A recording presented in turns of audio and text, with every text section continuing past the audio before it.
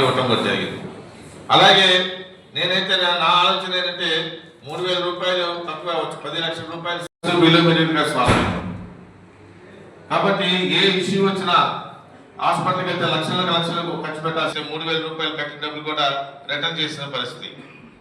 అయితే నాకు మిత్రులు సత్యకుమార్ గారు అంటే నేను అడిగా, నా సొంతానికి అవ్వలేదు, నాకు అడ్వకేట్స్ కమ్యూనిటీ వెటర్నిటీకి ఉపయోగపడే విధంగా అందజేయగలిగితే అది మాకు చాలా 10,000 అవుతుంది.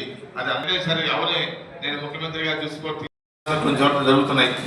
పెద్ద ఎత్తున వచ్చి నాకు మద్దతుగా నాతో కలిసి పాల్గొనటం, నాతో కలిసి క్యాంపెయిన్ చేయటం, నాకు మద్దతుగా మిగతా వాళ్ళందరికీ చెప్పడం కూడా ఏ అభ్యర్థికి జరగట్లేదని చెప్పి నేనైతే అనుకుంటున్నాను. మనం చూస్తున్నాను నేను అన్ని జిల్లాలో కూడా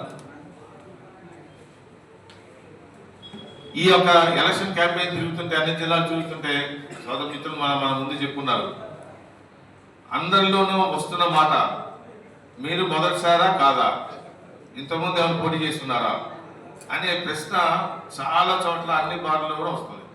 ఇవాళ మన బార్లో కూడా 3-4 అడిగారు, మీరు ఫ్రెష్ అయితే మీ యొక్క క్యాండిడేట్స్ గురించి ఆలోచిస్తా, బెస్ట్ ప్రిఫరెన్స్ చేస్తారని చెప్పి ఒకళ్ళు, లేదా ఫస్ట్ ప్రిఫరెన్స్ చేస్తారని చెప్పి ఒకళ్ళు అలా చెప్పడం జరిగింది.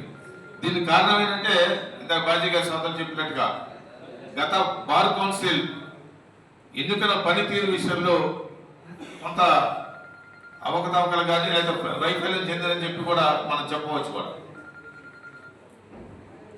ముఖ్యంగా హెల్త్ ఇన్సూరెన్స్ విషయంలో మన మిత్రులు 2-3